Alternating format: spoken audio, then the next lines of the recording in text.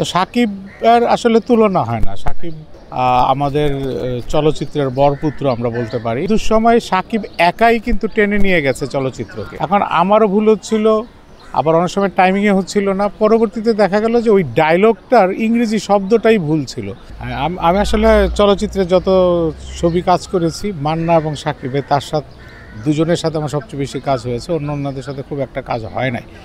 তো সাকিবের আসলে তুলনা হয় না। সাকিব আমাদের চলচ্চিত্রের বরপুত্র আমরা বলতে পারি। এবং সাকিব চলচ্চিত্রের যে অনেকে বলে যে সাকিবের কারণে অনেকের উত্থান ঘটেনি, কিন্তু আমি যেটা বলি যে দীর্ঘ যে ক্রান্তিকাল আমাদের চলচ্চিত্রে যে একটা দুঃসময় চলছে, এই দুঃসময়ে সাকিব একাই কিন্তু টেনে নিয়ে গেছে চলচ্চিত্রকে এবং এখনও টেনে নিয়ে যাচ্ছে। এবং চলচ্চিত্রকে আন্তর্জাতিকায়ন করা, চলচ্চিত্রে যে বিশাল বাজেট, আধুনিক প্রযুক্তির যে সমন্বয়ে যে প্রযোজকরা যে পুঁজি লগ্নি করার যে সাহস সাকিবকে দেখেই পায় এবং সাকিবকে দেখেই করেছে।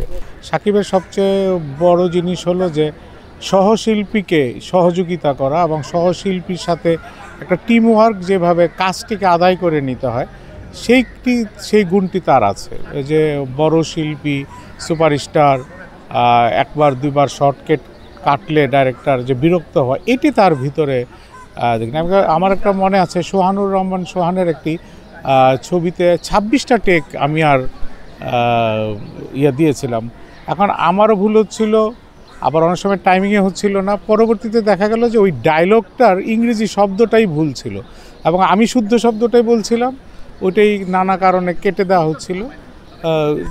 কিন্তু সেখানে আমি তার কোনো বিরক্তি দেখিনি। আমি দেখি যারা ফিল্মের মূল ধারায় ছিল, মানে যারা অ্যাসিস্ট্যান্ট ডিরেক্টর থেকে ডিরেক্টর হয়েছে, দীর্ঘদিন চলচ্চিত্র পরিচালনা করছে, তাদের হাতে ছবি কম। যারা নাটক থেকে, মিডিয়া থেকে এবং বিভিন্ন ইউনিভার্সিটি থেকে শিখে এসে কাজ করছে, তাদের হাতে ছবি আছে। এখন একটা কমিউনিকেশন গ্যাপ আছে, যে আমরা যারা শিল্পী সমিতির মেম্বার সদস্য, আমাদের এখান থেকে খুব একটা শিল্পীদের নিয়ে তারা কাজ করতে চায় না।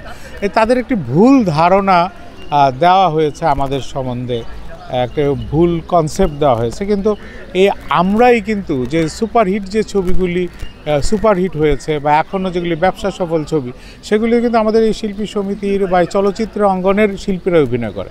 আমরা অতীতে যদি দেখি যে যখনই ক্রান্তিকাল হয়েছে, তখনই 3-4 জন নায়ককে একত্রিত করে একটি ছবি বানিয়ে ছবিকে হিট করা, চলচ্চিত্রকে আবার দর্শকমুখী করা এবং প্রত্যেকের যে নিজস্ব ফ্যান আছে, এগুলিকে যাতে হলমুখী করা যায়, এটির একটি প্রচেষ্টা ছিল। আমি জসিমকে ধন্যবাদ জানাবো যে সে মায়াদি লাভের ভেতর দিয়ে এই কাজটি করার একটি সূক্ষ্ম পরিকল্পনা সে করেছে। সে যদি সাকসেস হয়, তাহলে আমার মনে হয় যে দর্শকরা আবার হলে ফিরে আসবে।